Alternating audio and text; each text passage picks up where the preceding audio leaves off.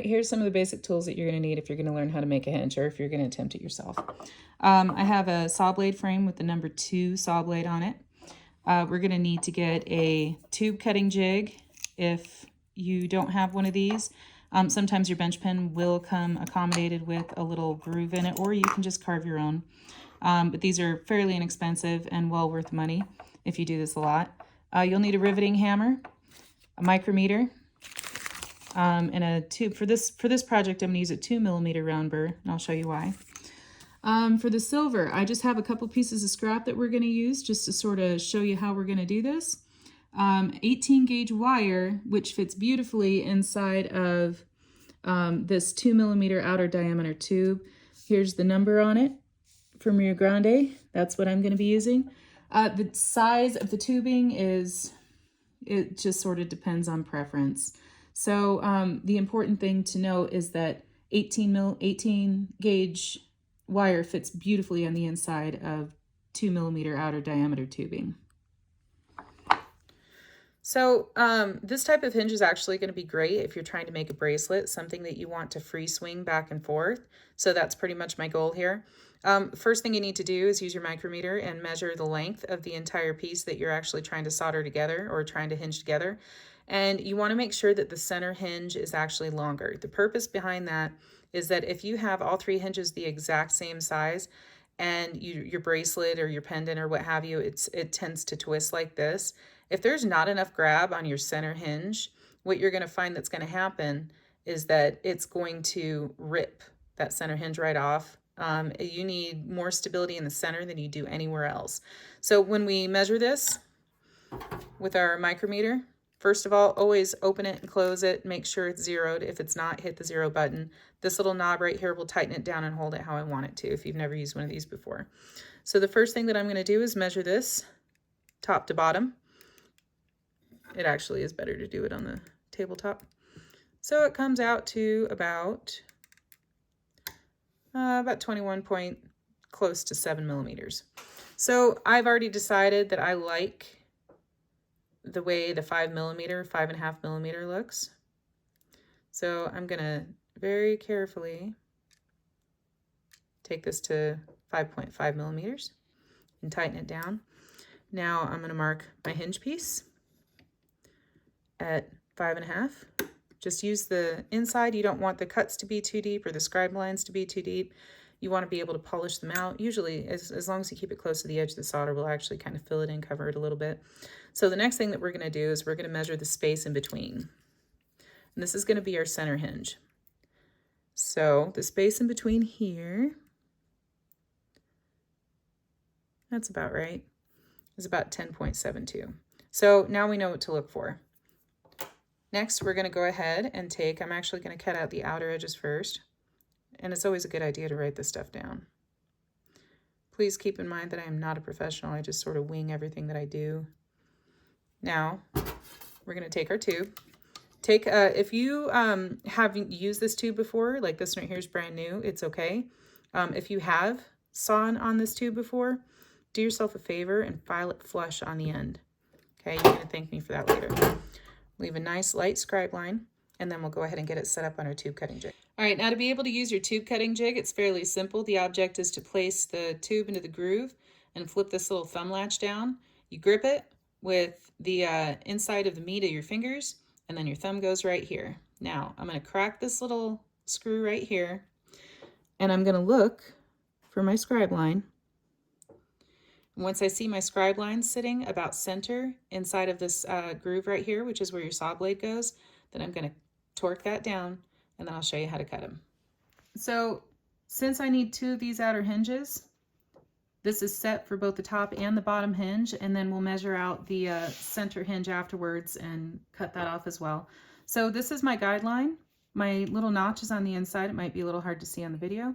So all I'm going to do is I'm going to take my saw blade. I'm going to put it right on that notch. It's going to go straight back and forth, super, super gentle. If you hammer your saw through and not allow the blade to cut, just same thing as everything else, what you're going to find is that the piece is going to pop out and it's going to fly off. So just let the saw blade do the cutting for you. I'm actually using a size 2 blade It's sort of my go-to. See how it kind of flies out? There's hinge number 1. And then your best bet is to take this out, file this flat, just in case it's not sawn straight. And then all you have to do for the second hinge is pop that right in there, butt it right up against it, because remember, this isn't going anywhere. So now you'll have your top hinge and your bottom hinge. Okay, it's actually really super important before you continue to make sure that your wire fits nice and snug and that it does fit on the inside of your tubes. Sometimes it actually does help because of the sawing. It's probably a good idea to just, really quick clean off that edge. But you make sure that it fits in there nice and snug, and we'll punch all the way through, all right? Don't cut your wire yet, you'll do that last. So it's nice and snug, it's gonna go in there.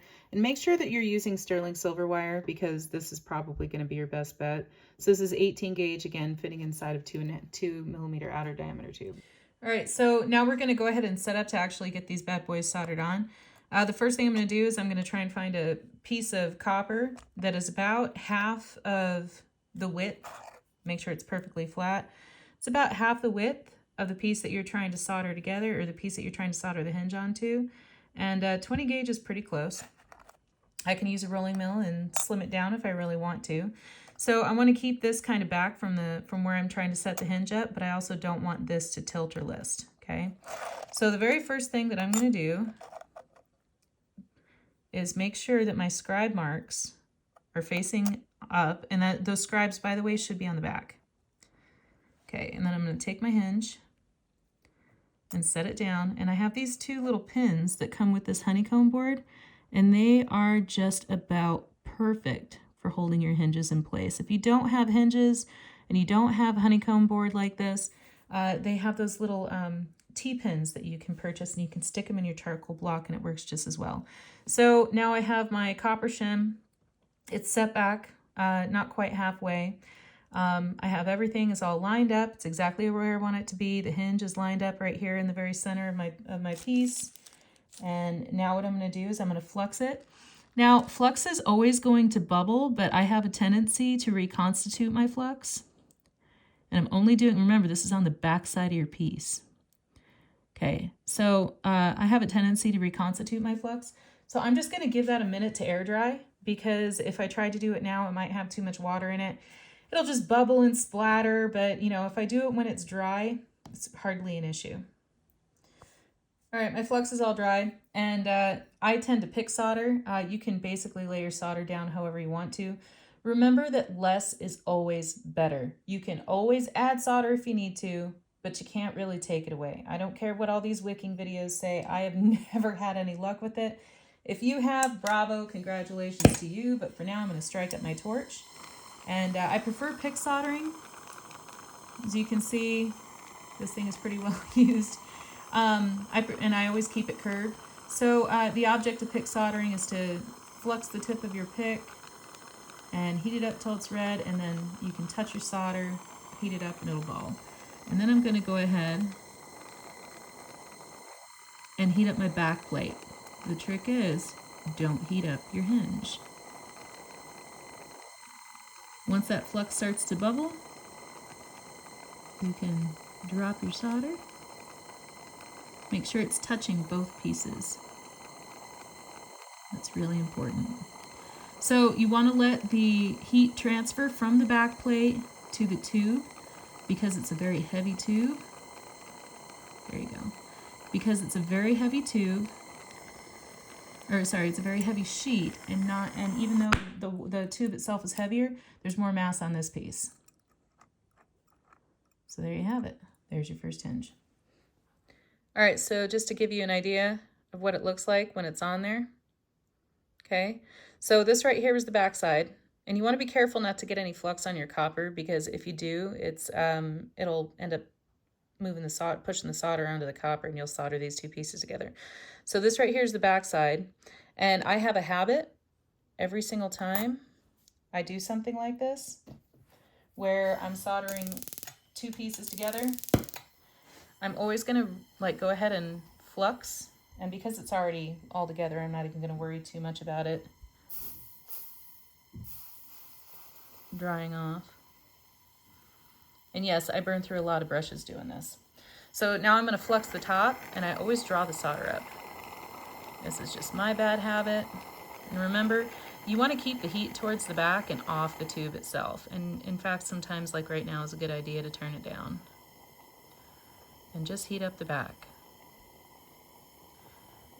And all I'm going to do is draw that solder up. Watch the color of your tube because that is the first thing that's going to melt. There, and now I can see that the solder is drawn up through the center of the pieces and on to the next one. All right, next we're going to do the other side. So the very first thing I'm going to do is I'm going to set my hinges down on the inside of the piece that I had just done.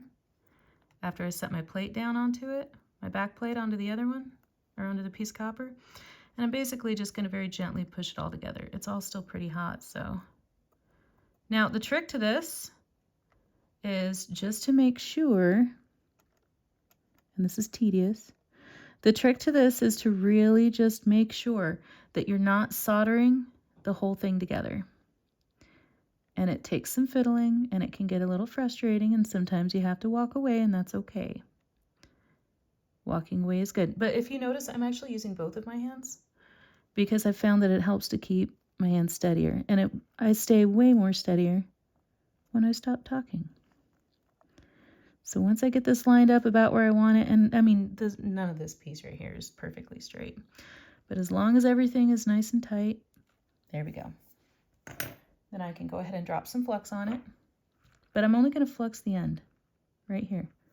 And I'm going to try not to let the flux overlap into my other piece. If I do, then what I'm going to have to do is pull this piece off, make sure it's all still lined up, and start it all over again.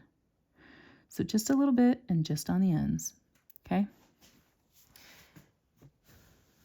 And that's hot, so that's pretty fairly well dried off. I just don't let, you can, you know, heat your flux up if you want to, and then we're going to go right back to soldering. And you can heat your flux up while it's still wet. There's nothing saying that you can't, but I don't like to do it. So now I've got my piece. I'm starting right here with my heat on the back. Again, especially these little guys, keep your heat off the tubes. As soon as that starts to flux over, or the flux starts to glass over, remember this is the back side. We're just gonna drop that down. And we're gonna do this without moving them. That's the hard part. That's the only thing about this that's like super hard. There. So now I've gotten my solder on both of the end pieces. And you really are risking soldering everything together, but again, less is more. Again, I'm keeping my heat along the back part, letting it heat up the tubes through heat transfer on the back plate. And I know that those will melt first if anything is going to melt, and it's frustrating. There we go. So we just kind of want to get the solder to like stick these pieces right here together. There. So the solder itself is not completely melted. This is just my little trick. Now what I'm going to do is remove this and get it out of the way.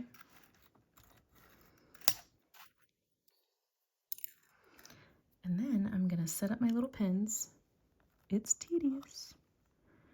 Can't say it's not. I'm going to set up my little pins. Careful not to burn my fingers. I haven't done that in a while. I'd like to keep it that way. All right, and then we're just going to finish letting that flux or that solder flow. And then once again, I'll flip it over, flux it, and I'll draw the solder up to the other side of the tubes. My heat's on pretty low. I use a straight acetylene torch. I don't use oxygen. And I've got it too close, I think. There we go. And I'm watching my tubes. If my tubes look like they're starting to get red before the solder flows, there we go, there's one. If my tubes get red before the solder flows, I'll back the heat off and let it all cool down for a second.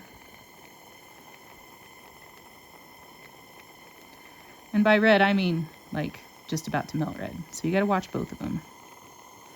There you go. And we got a flash. All right, so now that that's done and that's on, I'm going to do the same thing that I did with the other one. I'm going to take this off after I let it cool.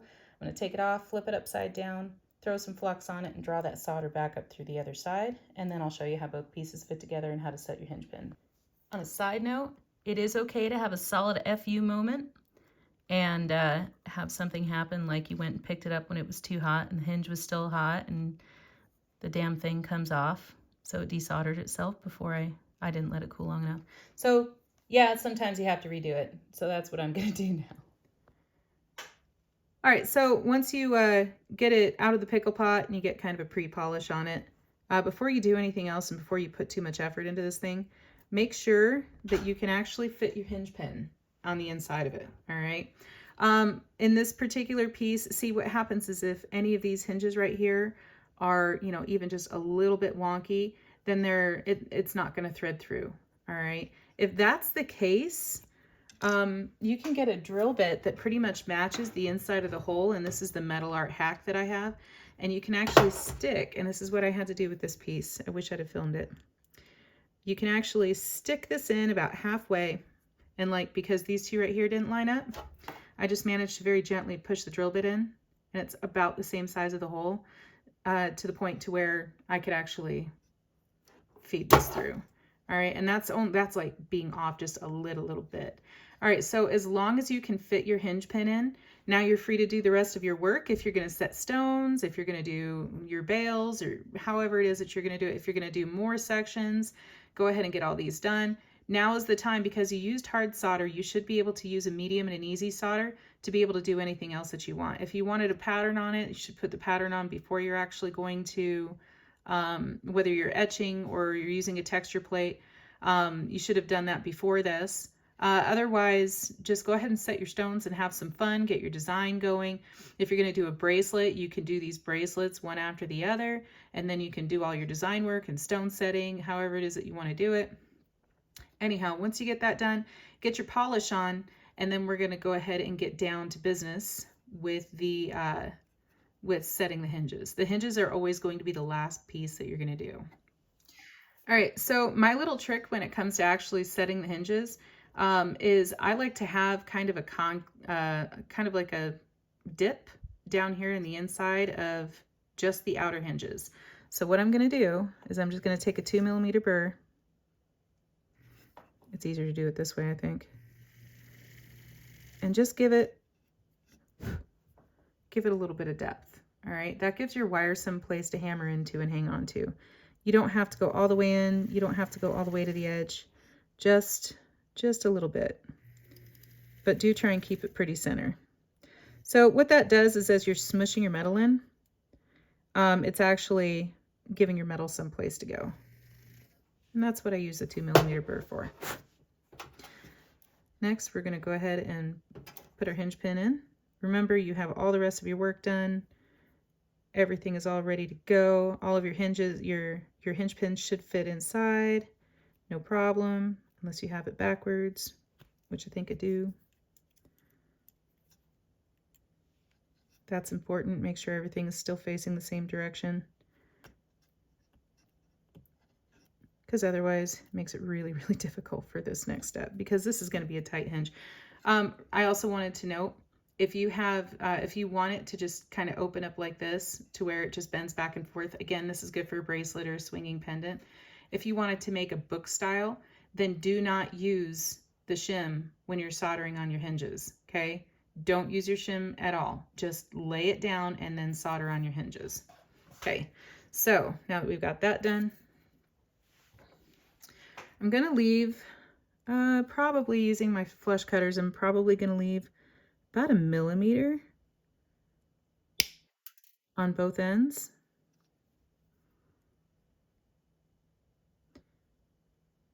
And I'm going to reiterate, I am not a professional. I do this stuff for fun. And I've just had a lot of people asking me to help them out with hinges, and it's been a long time since I've tried to make a video, so I figured I would entertain that because I need something to do. So the next thing I'm going to do, if I can see past my camera, is I'm going to take I've got a barrette file, And I'm just going to go ahead and file that flat there, push it down, file it flat there.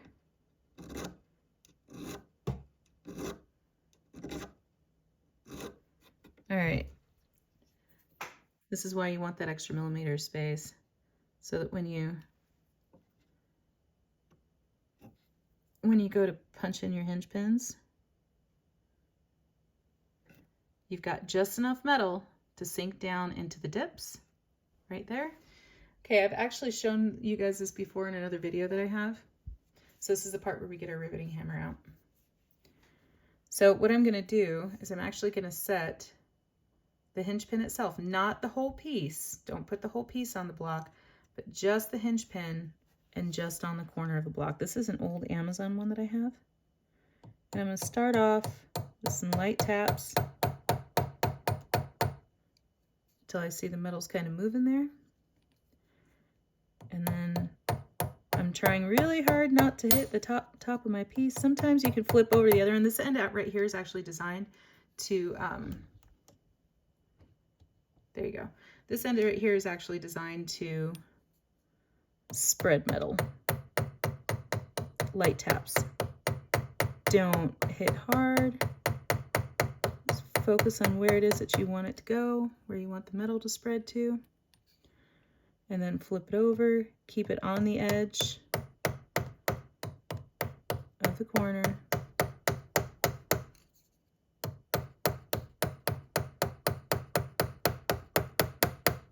And I'll reiterate this. My husband said a long time ago that I strike, when I'm using a hammer, I strike like lightning. I never hit the same spot twice. So I'm going to let you guys break it to him that he can't do this and I can. Okay, so now what you're going to see is that the hinge pin itself has mushed itself down inside of that little dip that we had made. And it should be doing that on both sides, and it looks like it is. So I'm going to put the final touch on it with a barrette file. And just give it a little swipe, maybe two.